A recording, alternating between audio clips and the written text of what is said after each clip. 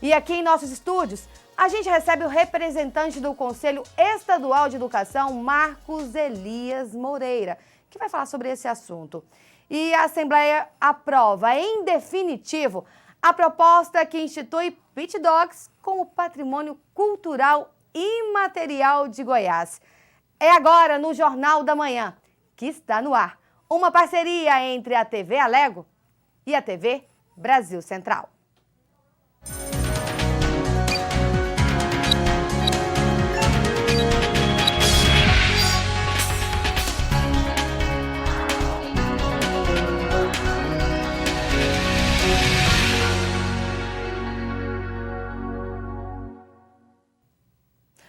Os estudantes têm acompanhado as aulas de forma remota desde o início da pandemia.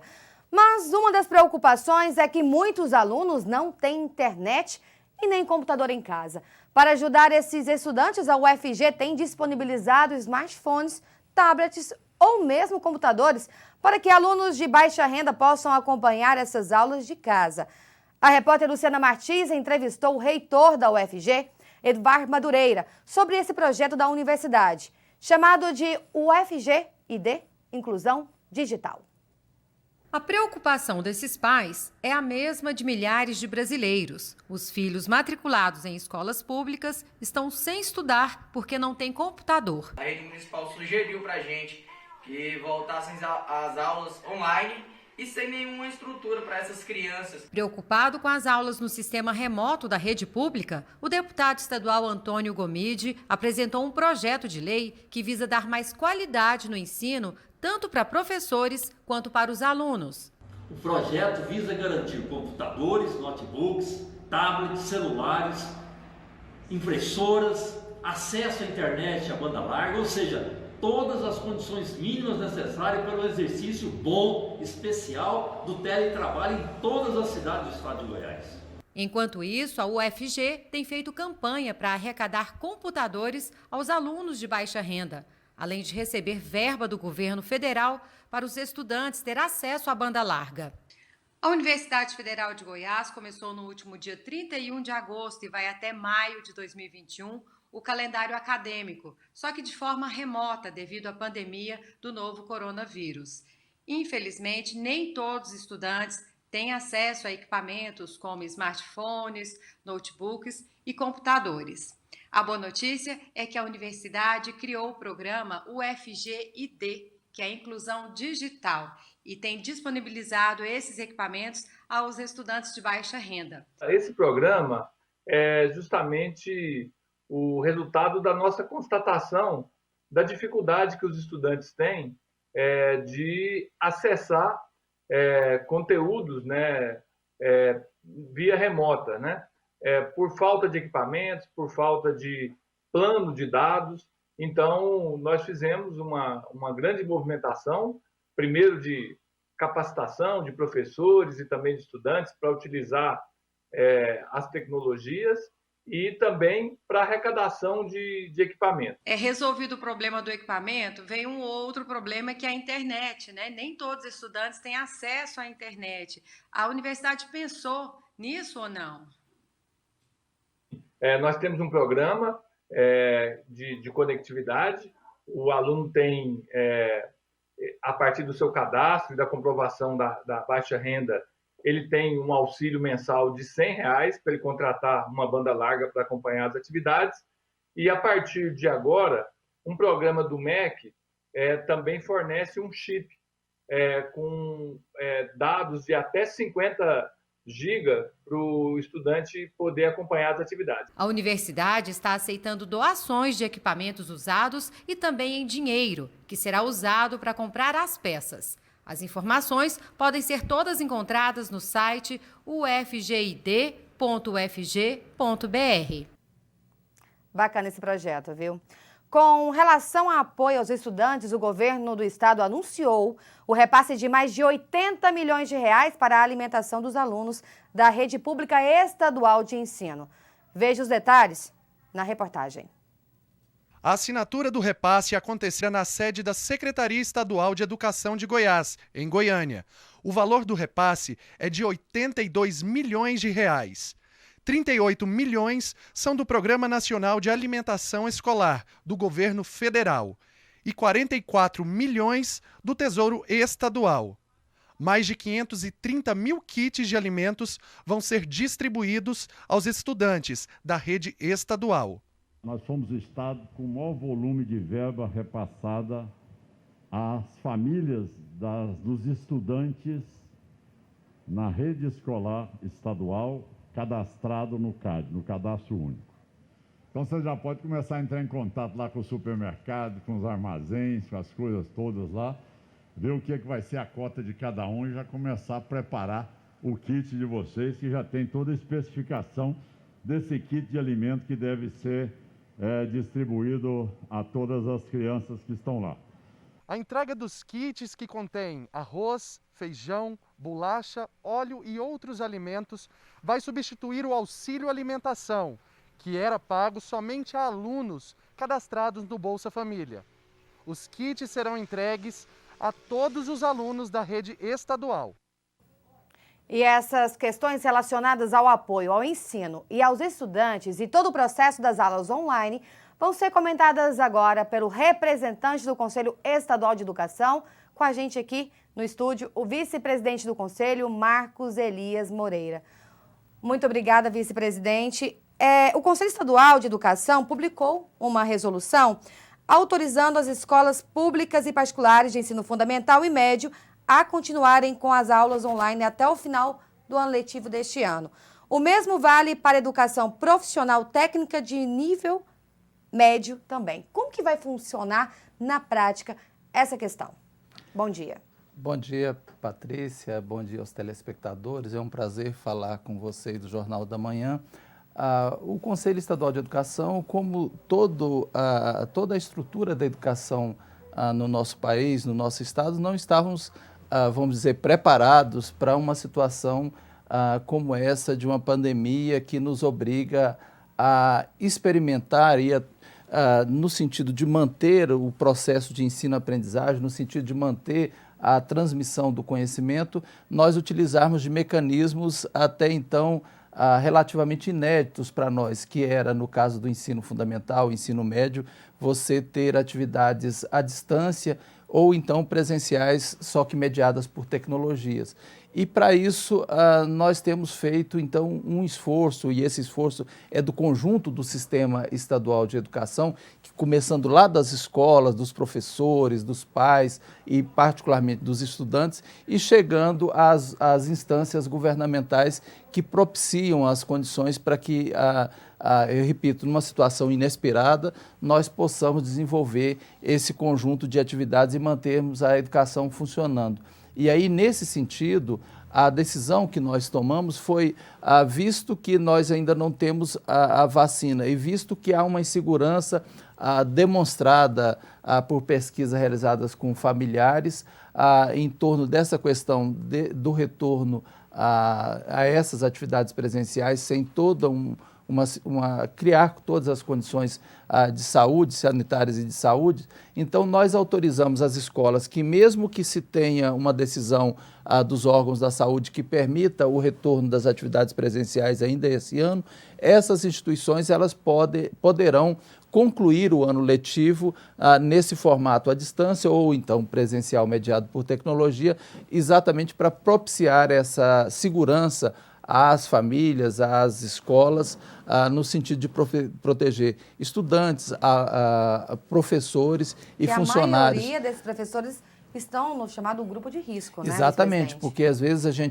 nós temos visto muitas pesquisas tratando da situação de como é que se transmite a pandemia dos estudantes. Sim. E a faixa etária, essa questão toda, mas para que se tenha estudante dentro da escola é preciso ter um conjunto de apoio administrativo e, sobretudo, é preciso ter professores. E esses professores, a grande parcela deles estão em grupo de risco, eles vão ter um contato maior, visto que eles circulam de turmas para turmas, quer dizer, então há toda uma situação de segurança de saúde para esses profissionais que nós, o Conselho, temos que ter todo o cuidado com eles no sentido de assegurar que o retorno às atividades presenciais só aconteça quando a gente tiver essa segurança em relação à saúde desses profissionais e também dos nossos estudantes. E vale aqui destacar também que é preciso completar a carga horária mínima de 800 horas de aula,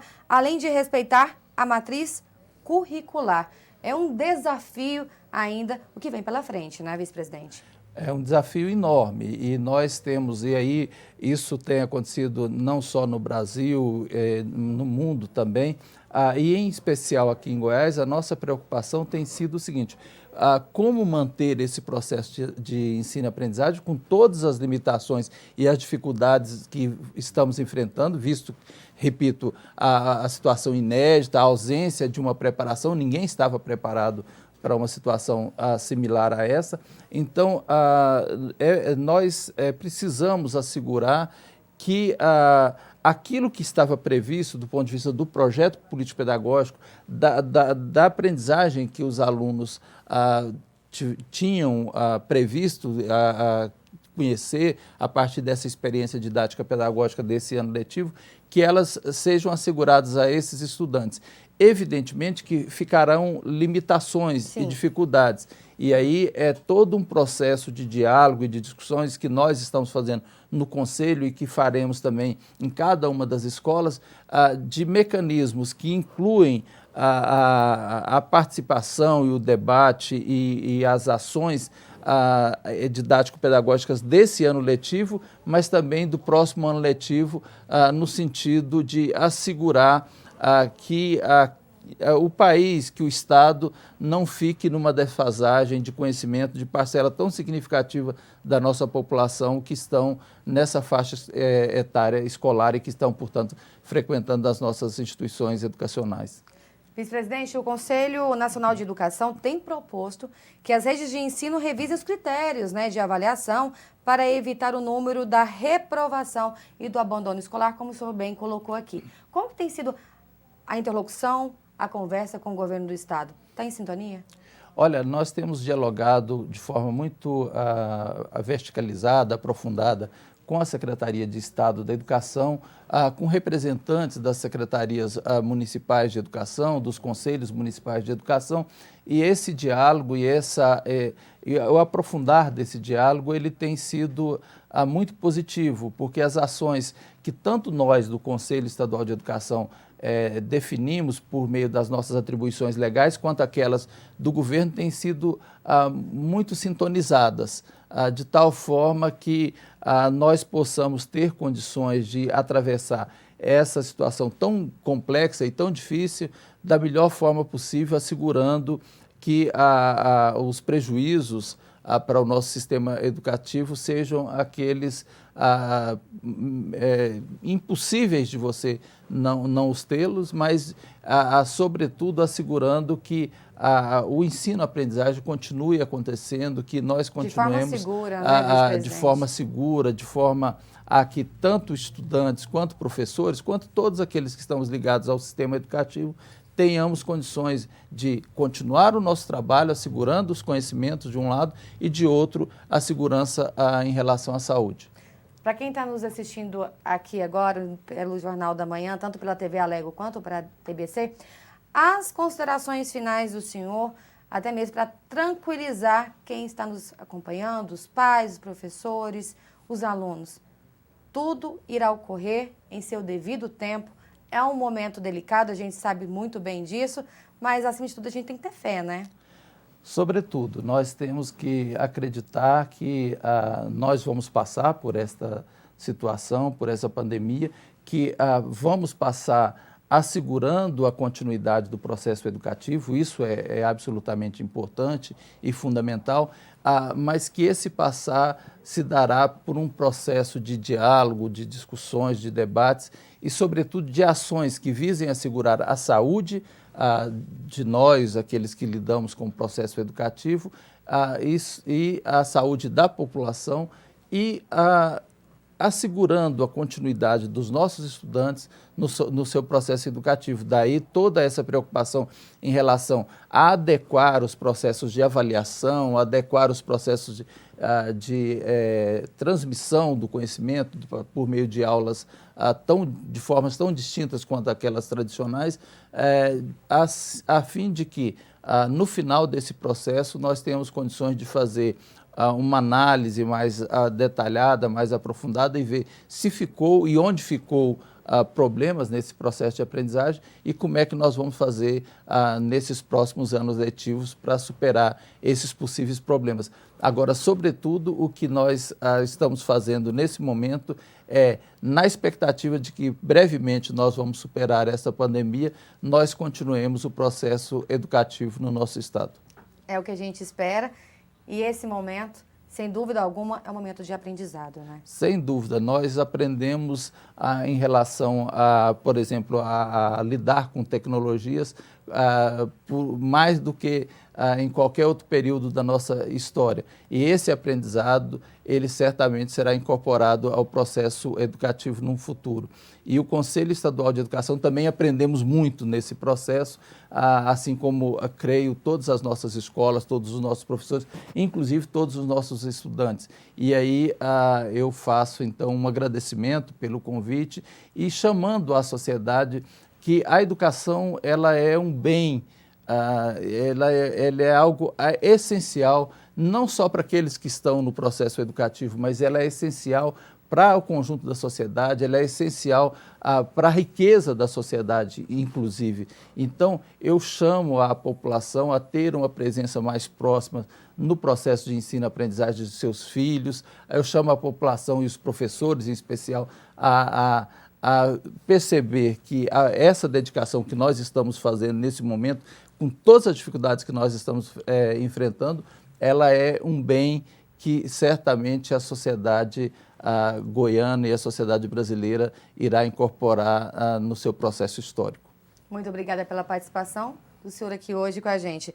Nós conversamos com o representante do Conselho Estadual de Educação, o vice-presidente Marcos Elias Moreira. E dando sequência aqui, vamos falar sobre um projeto já aprovado pela Alego. É o que trata de mudanças no sistema de comunicação e cadastro de pessoas desaparecidas. Veja na reportagem de Gabriela Gouveia.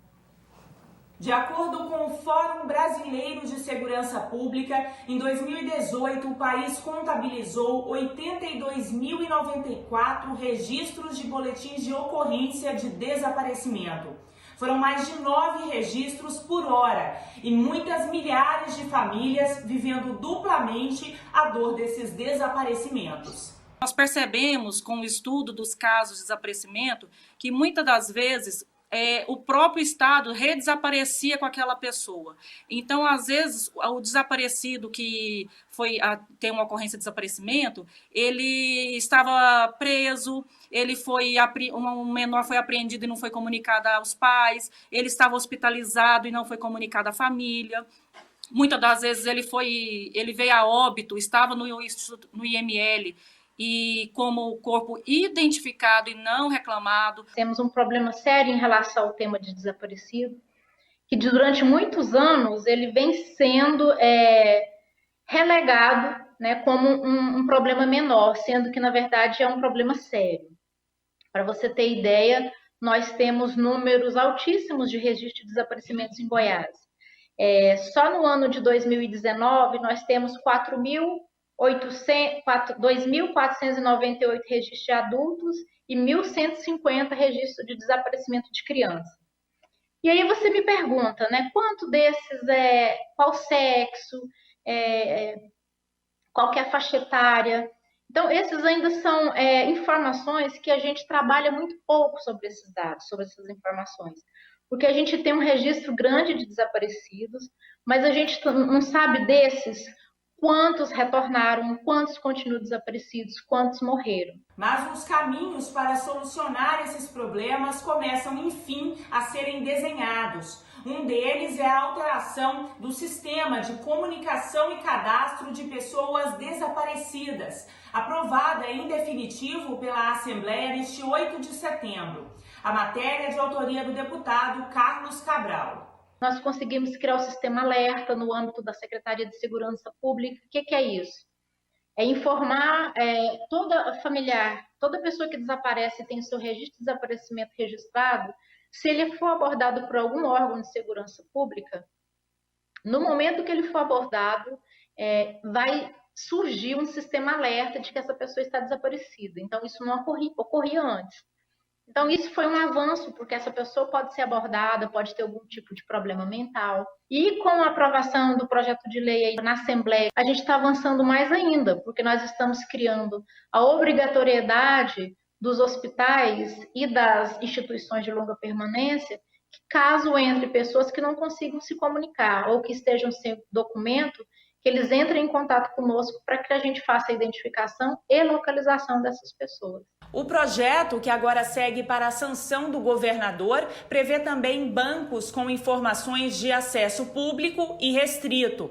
A proposta estadual se junta a uma lei federal, sancionada no ano passado e que cria o Cadastro Nacional de Pessoas Desaparecidas. O que existe até hoje de banco de dados de informação de desaparecido é um banco de dados que tinha somente fotografia e o nome da pessoa. Claro que é um banco importante, é melhor do que nada, mas a gente precisa de um banco nacional mais do que só informação com o nome e a fotografia. A gente precisa de biometria. Então, eu acredito que a gente vai avançar tanto tendo um banco de dados nacional com essa política. É um banco de dados nacional com nome, com fotografia, com impressão digital, e quem sabe daqui a pouco, porque já está também se tornando mais robusto, um banco de perfil genético. A gente estava com um caso de um rapaz daqui de Goiás que está há mais de 40 dias desaparecido, e essa semana nós conseguimos localizá-lo na Bahia. Ele saiu pegando carona e foi embora, estava lá em Feira de Santana. E ele passava as noites num abrigo. Então, é necessário que essas informações sejam cruzadas. Daqui a pouco, a repórter Luciana Martins, ela está no terminal da Praça A, e vai trazer informações para a gente. E vamos para um rápido intervalo, voltamos em instantes. Fique agora com imagens da Avenida 85, ali no setor Marista. A movimentação agora está intensa, viu? Quem estiver por ali, vamos manter a tranquilidade? O céu está limpo. É daqui um pouquinho, Jornal da Manhã.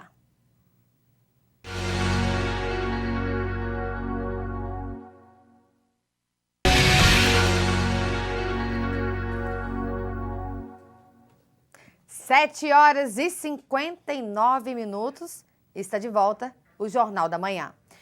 Entidades que controlam o transporte coletivo lançam 12 medidas de segurança em saúde pública para evitar possível contágio entre os usuários do sistema nos terminais de ônibus da capital.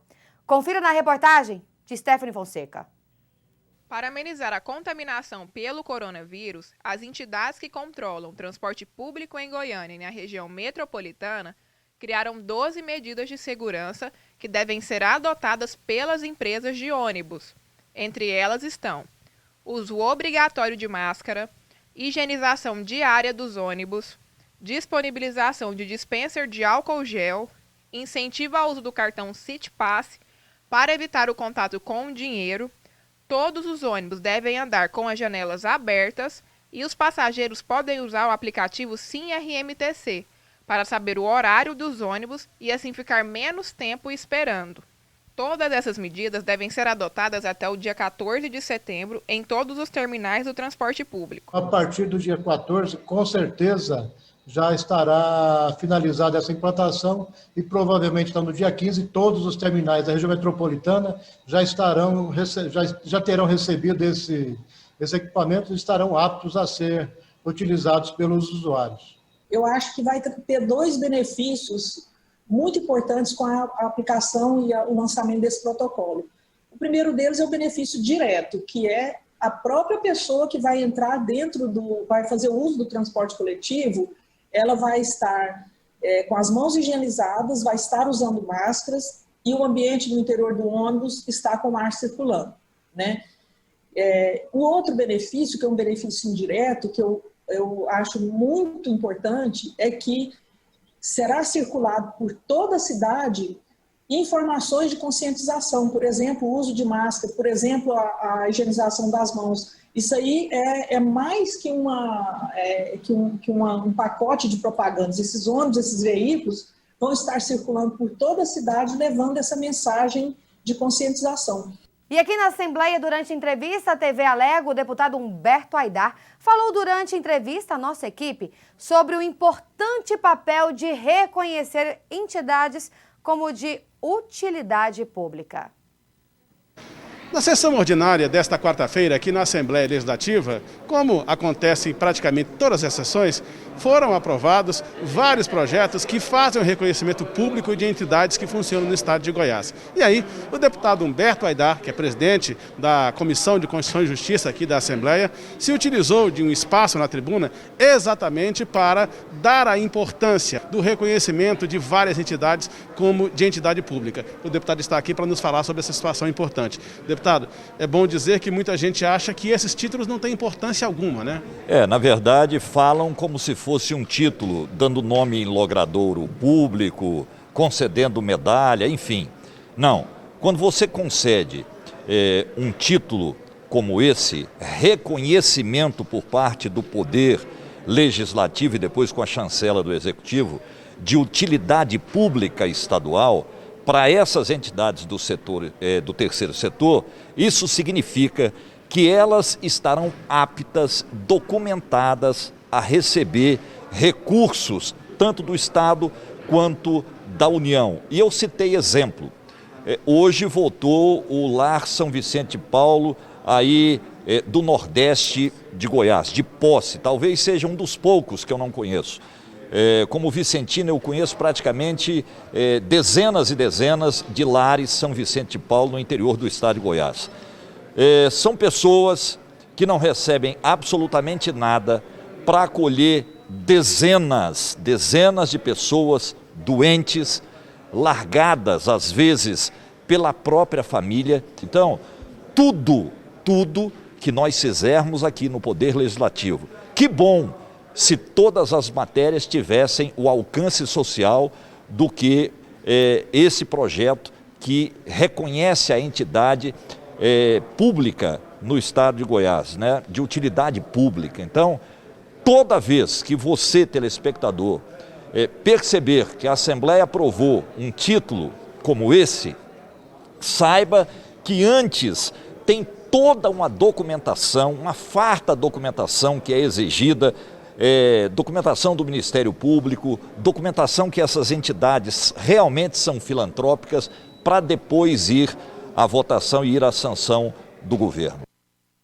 E ainda sobre as discussões realizadas em plenário da sessão ordinária híbrida, realizada na tarde desta quarta-feira, quem traz os destaques é o repórter Murilo Santos. Confira na reportagem. 37 dos 41 deputados registraram presença na sessão desta quarta-feira. Com sessões híbridas que permitem participação presencial ou pela web, pelo menos 12 parlamentares passaram pelo plenário Getulino Arteaga. Na ordem do dia foram discutidos e votados somente projetos de iniciativa dos parlamentares, como o do presidente da Casa, deputado Lissauer Vieira, que prevê percentual de vaga de estágio para estudantes com deficiência na administração direta e indireta. A deputada delegada Adriana Corsi teve projeto aprovado que determina a gastronomia dos pit dogs como patrimônio cultural imaterial de Goiás. O estado tem cerca de 2.500 pit dogs, sendo 1.600 só em Goiânia, que geram em torno de 25 mil empregos. De volta aqui no Jornal da Manhã, a gente vai chamar agora a repórter Edrisa Borges, ela que está ao vivo aqui com a gente e que traz os destaques de hoje do Poder Legislativo goiano. Edrisa, é com você aí agora. Bom dia. Bom dia, Patrícia. Bom dia a todos que nos acompanham. Bom, reforçando o que aconteceu ontem na sessão ordinária, sessão híbrida, que é essa sessão que permite a participação presencial e também remota dos parlamentares da Assembleia Legislativa do Estado de Goiás. Foi aprovado também ontem projeto de autoria do deputado Rafael Gouveia, que concede benefícios especiais aos doadores voluntários de sangue. A matéria prevê que os doadores também tenham prioridade nos estabelecimentos públicos e privados, mas com uma condição, desde que eles estejam com a carteirinha de identificação de doador. Também foi aprovado o projeto de autoria do presidente aqui da Assembleia Legislativa, deputado Lissauer Vieira, que visa garantir 10% das vagas para estudantes estagiários com deficiência no poder da administração pública do Estado de Goiás. Ontem também teve reunião da Comissão de Finanças aqui da Assembleia Legislativa e o projeto que prevê desconto nas passagens intermunicipais para alunos recebeu o pedido de vista. Então, essa matéria que prevê redução de 50% no valor das passagens intermunicipais dos alunos deve entrar na pauta de votação aí nos próximos dias. Hoje tem reunião da Comissão de Constituição, Justiça e Redação a partir das 2 horas da tarde e também sessão ordinária. Eu vou pedir para o nosso cinegrafista mostrar aqui a equipe da Diretoria de Saúde aqui da Assembleia Legislativa, que continua trabalhando, continua aí aferindo a temperatura de visitante dos servidores que chegam aqui na casa, oferecem álcool gel, tem também o tapete sanitizante e o pessoal da segurança também faz esse controle de quantas pessoas entram aqui no prédio da Assembleia Legislativa do Estado de Goiás. Tudo para garantir a segurança dos servidores da casa e também dos visitantes. Eu volto com você aí nos estúdios. Muito obrigada, Edrissa, pelas informações. Bora agora para um rápido intervalo.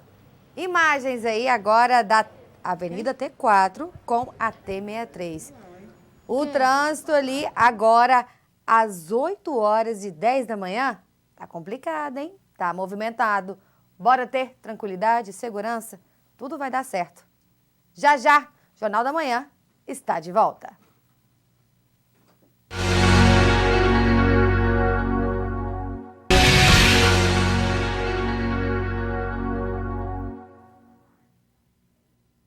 Oito horas e 15 minutos.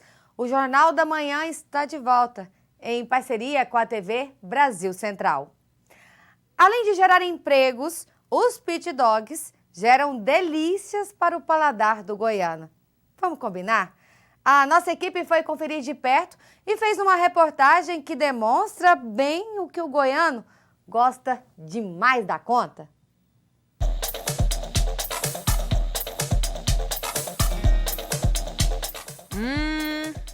É ou não é de dar água na boca?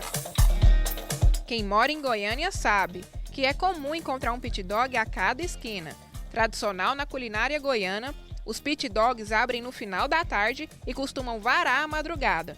E na dúvida de qual pedir, X-tudo da casa, certo, com os adicionais grátis que a gente tem aqui, purê, catupiry, cebola, abacaxi, todos são grátis. E essa delícia que dá água na boca está prestes a virar um patrimônio cultural e imaterial aqui em Goiás. Isso graças a um projeto da deputada delegada Adriana Corsi, que foi aprovado na Alego. Atualmente são 1.600 pit dogs em Goiânia e mais de 2.500 em todo o estado. A proposta tem o objetivo de garantir estabilidade aos pit dogs, já que o Ministério Público move uma ação para que seja aberta uma licitação para os pontos ocupados pelos pit dogs, abrindo concorrência para os food trucks e descaracterizando a cultura gastronômica do nosso estado. No estado de Goiás são gerados uma cadeia de 40 mil empregos, sendo que 15 mil são diretos. Em Goiânia, exatamente 10 mil empregos diretos e mais 25 mil na cadeia, somando um total de 40 mil no estado, sendo 15 mil direto e o resto seria da cadeia. De fato, os pit dogs são um patrimônio cultural e gastronômico imaterial da nossa cidade, do nosso estado, e, portanto, passarão a ser protegidos por essa lei, não podendo ser retirados. Os sanduíches estão sendo preparados de uma forma um pouco diferente. Com a chegada do coronavírus, os cuidados foram redobrados. Álcool 70%, máscara, né, distanciamento. Nós temos tido muito cuidado porque nós temos que ter, cada um ter nossa responsabilidade. Nós sabemos o risco que nós corremos, nossos funcionários, os nossos clientes, e cada um tem que fazer a sua parte. Pão, queijo, presunto, ovo, bacon, salsicha e, para não perder o costume, uma salada. E ele está pronto. Ele lota muito rápido, ele esvazia muito rápido, porque é um sanduíche rápido. A pessoa chega, assiste a televisão, come, conversa um pouquinho, não tem bebida alcoólica e vai embora. Quando chega da festa, vem, lancha também, de madrugada depois das festas, mas na pandemia agora a gente deu uma baixada na bola, né? E eu não poderia deixar de vir no tradicional pit dog e não comer um x-tudo. Vou tirar a minha máscara e experimentar, parece que tá uma delícia, viu?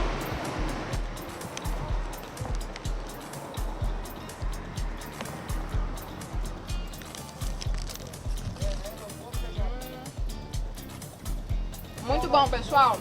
E essa delícia, vou te contar uma coisa, só tem aqui em Goiás. Gente, mas a Stephanie, numa hora dessa, 8 horas e 18 minutos, quase 8h20, passando vontade, não dá não, viu? Cadê o nosso aqui? Estamos esperando, viu? A Prefeitura de Goiânia começou a 6ª semana de testagem da população para a Covid-19. Gente, o assunto é sério, viu? O foco agora é a região sul da capital, que concentra o maior número de casos da doença. Essa é a 2ª vez que a testagem é feita na região sul de Goiânia. Agora na Escola Municipal Benedita Luiza da Silva de Miranda, no setor Pedro Ludovico. Isso porque os bairros da região sul são os que apresentam o maior índice de casos da Covid-19 em Goiânia. O setor Bueno lidera a lista com mais de 1.400 casos, seguido pelo Jardim América com 959 e Oeste com 866 casos. O setor Pedro Ludovico já registrou 643 pessoas com o novo coronavírus. Com a mãe internada em estado grave na UTI com a doença, Ernesto aguardava o resultado do teste para saber se também foi contaminado. Vim fazer o exame para ver também, porque a gente acaba tendo um contato, já tinha testado negativo, mas de qualquer forma vim refazer o exame para testar. Do grupo de risco, Paulo também foi fazer o exame. Você está com quantos anos? 63. Mais um fator que a gente tem que estar sempre preocupado, né, para, se tiver, cuidar rápido. Além do exame dentro da escola, a Prefeitura também oferece o teste no sistema drive-thru. O trabalho aqui está muito bom, viu? Muito organizado, ele distribui a senha lá no começo, ninguém tem jeito de furar a fila, chega ali, antecipa tudo, a gente já traz preenchido, traz a caneta e faz tudo excelente. Mas tem gente que gostaria que a entrega do resultado fosse de outro jeito. O que você acha de fazer o teste no drive-thru, mas ter que descer do mesmo jeito para guardar? Acaba que você acaba se expondo ao vírus mais uma vez, porque existem pessoas infectadas também, então acaba você tendo contato com outras pessoas. Deveriam criar um método de você fazer o exame através dentro do carro e sem sair também pegar esse resultado. E o elevado da Avenida Jamel Cecílio deve ficar pronto no mês que vem. Já a conclusão da obra completa, que envolve o novo viaduto da Jamel com a Marginal Botafogo, está prevista para dezembro. As máquinas não param nas obras do novo viaduto da Avenida Jamel Cecílio. O elevado de 192 metros está praticamente pronto, faltando apenas as cabeceiras da ponte para a conclusão dessa etapa. Embaixo, operários trabalham na trincheira que vai dar sequência da Marginal Botafogo, que seguirá até a 2ª radial, no setor Pedro Ludovico. Nesse ponto onde eu estou, será construída uma grande rotatória que dará acesso à Alameda Leopoldo de Bulhões, uma obra semelhante já realizada pela Prefeitura de Goiânia no cruzamentos da Avenida T63 e 85. O projeto ainda prevê um monumento de estrutura metálica de uma mão como se estivesse dedilhando um violão, o que deve fazer da obra de R$ 26 milhões um ponto turístico na capital. O secretário de Infraestrutura de Goiânia garante que o complexo viário será entregue até dezembro. Já o elevado será liberado para o trânsito na Jamel Cecílio ainda em outubro. Agora vamos partir para fazer o encabeçamento e lá para o próximo mês de outubro nós estaremos liberando o viaduto da Jamel Cecílio para o tráfego nos dois sentidos. A última etapa vai ser a rotatória? A rotatória juntamente com a trincheira, similar ao que nós fizemos ali na 90 com a 136 de Jamel Cecílio, né, onde nós temos a trincheira que mergulha e temos a rotatória. Isso aí está previsto para o final de dezembro deste ano. E essa não é a única obra que a Prefeitura promete entregar até o fim do ano para melhorar o trânsito de Goiânia. O próprio BRT, que dentro em breve nós estaremos com toda a pista, desde o Recanto do Bosque até o Terminal Isidoro totalmente concluída. Temos também a Leste-Oeste, que está num bom ritmo também de construção. A ponte da Vila Alpes, que no próximo mês de outubro, no mais tardar em novembro, nós estaremos com ela concluída. Temos também o viaduto, né, da Enel, que ali vai ligar o setor leste universitário ao Jardim Novo Mundo. 8h23. Vamos continuar falando sobre notícia boa? A balança comercial de Goiás fechou o mês de agosto com um saldo positivo de quase $500 bilhão. O resultado veio principalmente do agronegócio. As cidades que mais exportaram foram Rio Verde, Jataí e Lusiânia. Confira na reportagem de Camila Rodrigues. Agosto fechou com superávit de $443 milhões. Esse número é 16% maior do que o registrado no mesmo período do ano passado. A exportação ela tem favorecido o estado de Goiás com a arrecadação de divisas para a gente conseguir superar a crise econômica o mais rápido possível. Esses recursos, eles ingressam na nossa economia, na mão das comerciais exportadoras, do produtor rural, de quem faz essa exportação, e ele é reinvestido na nossa economia, fazendo com que a gente tenha aí um crescimento tanto na produção industrial e uma recuperação importante também no setor comercial e de serviços. O complexo de soja continua liderando o ranking de produtos mais vendidos para outros países. O grão registrou um aumento de 168% nas vendas em agosto, quando comparado com o mesmo mês de 2019. Outro produto que está aparecendo com mais força é o açúcar, que teve um salto de 30% na comercialização. A gente sabe que a demanda do mundo aumentou para esse produto, até porque em outros países houve fechamento de fábricas devido à pandemia, e em Goiás as fábricas que produzem produtos essenciais, elas não pararam, né? Elas não pararam em nenhum mês do ano, e a gente conseguiu produzir esse produto durante todo esse período da pandemia, aumentando a nossa participação no cenário internacional. E as exportações ganharam uma nova ferramenta de incentivo. O governo de Goiás, em parceria com o Ministério da Economia, lançou um Plano Nacional da Cultura Exportadora, em que a gente tem uma meta de aumentar a exportação de produtos já industrializados, e se alguma empresa, representante de empresas estiver nos assistindo, a Secretaria vai dar todo o apoio para se exportar, basta cadastrar no e-mail www.pnce, de Plano Nacional da Cultura Exportadora, .economia.gov.br. É um cadastro que vai demorar menos de 20 minutos.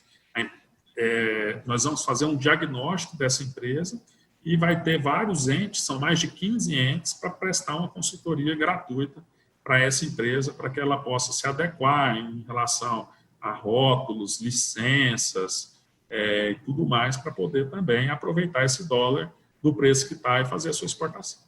Rio Verde segue na liderança entre os municípios que mais exportaram no mês de agosto, com 19% de tudo que foi vendido.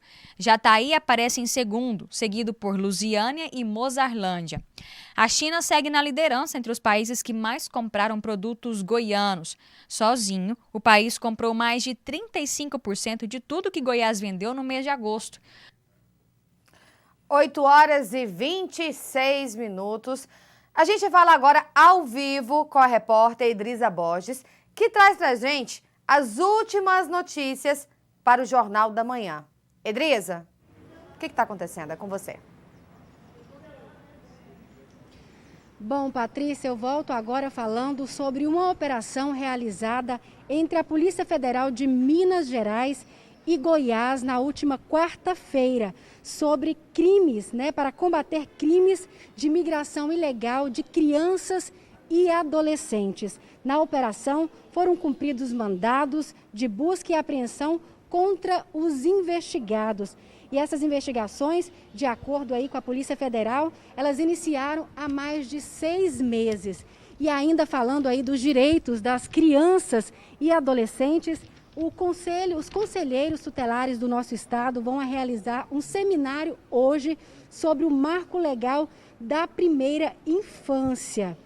O marco legal dispõe sobre as políticas públicas voltadas para atender às necessidades de desenvolvimento de crianças de 0 a 6 anos de idade no Brasil. E o objetivo desse seminário, que vai ser de forma remota por meio da plataforma Zoom, vai ser disponibilizado aí para até 50 participantes, é debater ações relacionadas aos direitos dos menores que, infelizmente, crianças e adolescentes têm sofrido violências, principalmente nesse período de pandemia.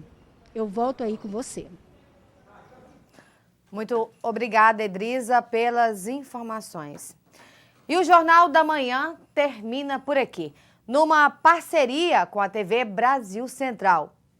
Aproveitando aqui o momento, bora encontrar amanhã cedinho? Marcar aquele encontro? A partir das 7h30 da manhã. Te espero. E até a próxima edição. Um ótimo dia para você. Continue agora com a nossa programação. Imagens agora da Avenida T63, setor Bueno, com vista para o setor Nova Suíça. A imagem que parece aí, gente, tá linda demais. O trânsito tá movimentado, mas para manter a tranquilidade, o dia está começando. Temperatura 24 graus, umidade relativa do ar em 41%. Vamos beber água, bora hidratar, cuidar da saúde. Um ótimo dia para você.